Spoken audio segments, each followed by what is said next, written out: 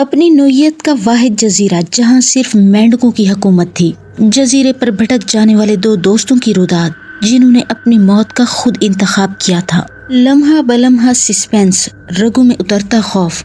مینڈک کا نام سنتے ہی تصور میں ایک بے ضرر اور معصوم جانور کا خیال ابھر آتا ہے جسے بچے کھیل ہی کھیل میں اپنے ہاتھوں میں اٹھائے پھرتے دکھائی دیتے ہیں۔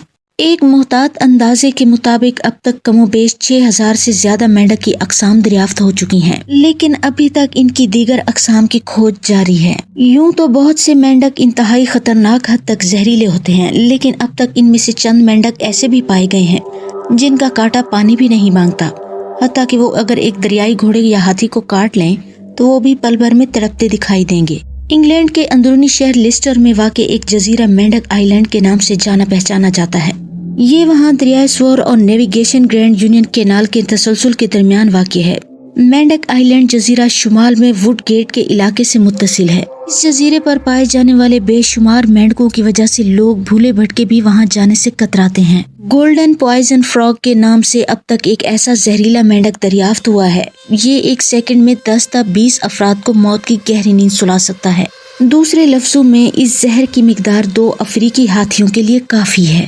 اللہ تعالیٰ کی پیدا کی گئی مچھلیاں روزانہ ہزاروں اور ٹنوں کے حساب سے پکڑ کر خوراک کے طور پر استعمال ہوتی ہیں، لیکن ان کے باوجود ان کی کمی محسوس نہیں ہوتی ہے۔ اسی طرح مینڈک آئی لینڈ پر موجود گولڈن فراگ چونکہ بہت کم مقدار میں موجود پایا گیا، لیکن جس طرح اس میں موجود زہر ایک ہی پھونک سے بہت سے مینڈکوں کو ہلاک کر دیتا تھا، اسی طرح روزانہ کی بنیاد پر سینکڑوں مینڈکوں کے ہلاک ہونے کے باوجود وہاں دوسری نسل کے مینڈکوں کی تعداد میں کوئی کمی واقع دکھائی نہ دیتی تھی۔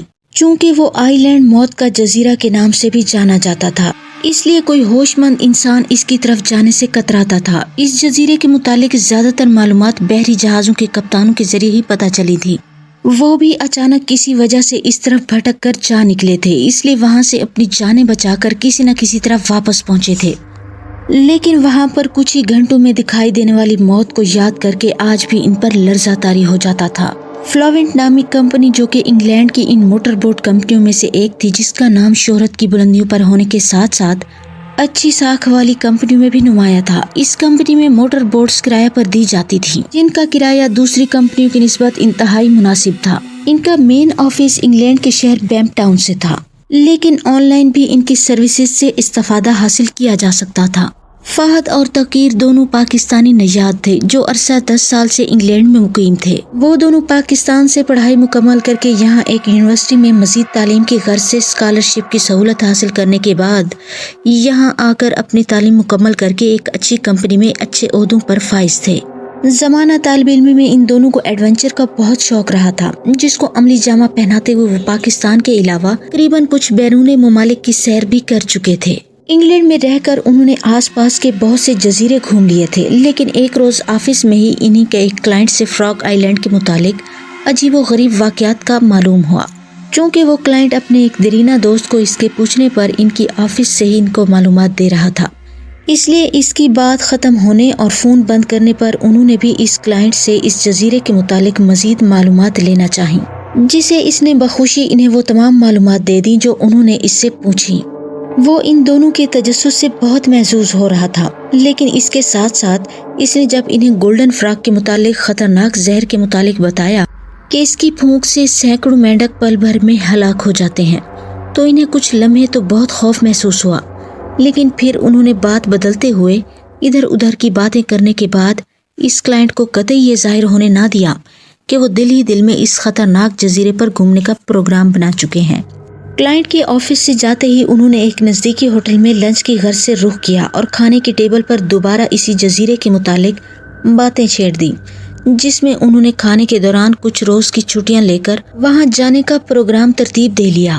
آج اپنے اسی پروگرام کو فائنل کرنے کے لیے وہ فلاوینٹ کمپنی کے آفس میں مینیجر کے سامنے موجود تھے۔ چائے پینے کے ساتھ ساتھ انہوں نے مینیجر کو اپنی ضرورت کے متعلق بھی بتایا، جس میں انہیں ایک مضبوط موٹر بوٹ اور کم از کم 1 ہفتہ تک فیول درکار تھا۔ اس کے ساتھ ساتھ کھانے پینے کے لیے ٹین فوڈ اور چھوٹی موٹی ضرورت کی اشیاء بھی درکار تھی۔ چونکہ وہ کمپنی موٹر بوٹس کے علاوہ ایڈونچر پر جانے والے افراد کی ضرورت کا ہر سامان بھی مہیا کرتی تھی، اس لیے مینیجر نے ان کی ڈیمانڈ کے مطابق تمام سامان کی لسٹ بنا کر انہیں دوسرے روز وہ تمام سامان موٹر بوٹ کے علاوہ ان کے گھر پہنچانے کا وعدہ کر کے اپنے ویئر ہاؤس کے عملہ کو فون پر تفصیل سے سمجھانے لگا اور ساتھ ہی ان کے گھر کا ایڈریس بھی انہیں لکھوا دیا۔ اس کام سے فارغ ہونے کے بعد مینیجر سے اجازت لے کر وہ دونوں آفس سے نکل کر سیدھے فہد کے فلیٹ کی جانب چل دیے۔ 15 منٹ کے بعد وہ دونوں فلیٹ میں ادھر ادھر کی باتوں میں مشغول رہنے کے بعد توقیر فہد کو خدا حافظ کہہ کر وہاں سے اپنے فلیٹ کی جانب چل دیا۔ دوسرے روز حسب وعدہ فلوینٹ کمپنی کے ملازم ایک گاڑی میں ان کا طلب کردہ سامان فہد کے فلیٹ پر پہنچا کر اور پیسے لے کر جا چکے تھے۔ فہد نے توقیر کو تمام سامان لسٹ کے مطابق چیک کر کے آگاہ کر دیا تھا اور موٹر بوٹ کی چابی انہیں ساحل پر ہی ان کے کمپنی کے انچارج کے آفس سے ہی مل جانی تھی، جس کے لیے انہیں پہلے ہی بتا دیا گیا تھا۔ تمام انتظامات مکمل ہو جانے کے بعد انہوں نے دوسرے روز صبح 10 بجے وہاں سے روانگی کا پروگرام بنایا۔ اس کے لیے انہوں نے اس جزیرے کا تفصیلی نقشہ بھی مینیجر سے لے لیا تھا تاکہ راستہ تلاش کرنے میں انہیں کوئی پریشانی نہ ہو۔ اس وقت وہ وہی نقشہ میز پر بچھائے اسے دیکھنے کی بغور کوشش کر رہے تھے۔ موٹر بوٹ چلانے کی ٹریننگ انہوں نے بہت عرصہ پہلے ایک کمپنی سے لی ہوئی تھی، اس لیے انہوں نے اسے چلانے کے لیے کوئی اور ملازم ساتھ لے جانے کے لیے مینیجر سے نہیں کہا تھا، اور یہ کہ موٹر بوٹ کو وہ دونوں ہی چلائیں گے۔ یہ بات انہوں نے مینیجر کو پہلے ہی بتا دی تھی۔ اپنی مہم جوئی کے دوران وہ اس طرح کے بہت سے نقشے بھی پڑھ چکے تھے، اس لیے اس وقت اس پر نظر آنے والی آڑی ترچھی لکیروں کو وہ بڑی آسانی سے دیکھ کر سر ہلا رہے تھے۔ پھر کچھ دیر آپس میں باتیں کرنے کے بعد توقیر فہد سے اجازت لے کر صبح ساحل پر 10 بجے انچارج کے آفس پہنچنے کا کہہ کر وہاں سے اپنے گھر کی جانب چل دیا۔ سمندر کے نیلگوں پانی پر موٹر بوٹ یوں اچھلتی بھاگتی آگے بڑھتی جا رہی تھی جیسے ایک مشاق ڈرائیور کے ہاتھوں میں بچوں کا کھلونا دے دیا گیا ہو اور وہ بڑے لاابالی انداز میں اسے پانی پر اٹکیلیاں کرواتے ہوئے ریموٹ کنٹرول سے بھگاتا جا رہا ہو۔ ظاہر ہے موٹر بوٹ کی سبک رفتاری اور چلانے والے کی مہارت اس کا منہ بولتا ثبوت تھی۔ بوٹ کا سٹیئرنگ فہد کے ہاتھوں میں تھا۔ توقیر بھی موٹر بوٹ چلانے میں مہارت رکھتا تھا، لیکن اس وقت فہد کے کہنے پر اس نے اسے اجازت دے دی تھی کہ وہ پہلے موٹر بوٹ کو اپنی منزل کی جانب لے چلے۔ سورج آسمان پر چمک رہا تھا اور نیلے نیلے پانی پر اڑتے ہوئے سفید آبی پرندے منظر کو اور بھی دلکش بنا رہے تھے۔ حقیقت ہے کہ قدرت کی تخلیق کردہ ہر چیز اپنی مثال آپ ہے۔ موٹر بوٹ چلانے کے ساتھ ساتھ وہ آپس میں باتیں بھی کر رہے تھے، اس لیے وقت گزرنے کا احساس نہ ہوا اور دوپہر کے 12 بج گئے۔ تقریباً 1.5 گھنٹہ مسلسل بوٹ چلانے کی وجہ سے فہد کو کچھ تھکن محسوس ہونے لگی تھی۔ اس نے سٹیئرنگ توقیر کو دیا اور خود ٹن پیک سے کھانا نکال کر کھانے لگا۔ اس کے موٹر بوٹ کے چلانے کے دوران توقیر پہلے سے ہی اپنے پیٹ کی آگ بجھا چکا تھا، اس لیے فہد نے اکیلے ہی تھوڑا بہت کھا کر اور پانی کی بوتل سے پانی پیا اور ایک جانب ٹیک لگا کر دور سمندر تک پھیلے ہوئے پانی کو دیکھنے لگا۔ سمندر میں ان کا یہ سفر کوئی نیا نہیں تھا، اس طرح کے کئی سفر وہ دونوں اپنی مہم جوئی کے دوران کر چکے تھے، لیکن اس وقت ان کی منزل کوئی تفریح پوائنٹ نہیں تھی بلکہ ایک ایسا خوفناک جزیرہ تھا جہاں صرف اور صرف موت کا راج تھا۔ لیکن انسانی فطرت کا کیا کریں جو باز ہی نہیں آتی اور نئی سے نئی کھوج کی تلاش میں ہمیشہ بھٹکتی رہتی ہے۔ نقشہ کے مطابق ان کی بوٹ بالکل اپنی درست سمت کی جانب ہی رواں دواں تھی۔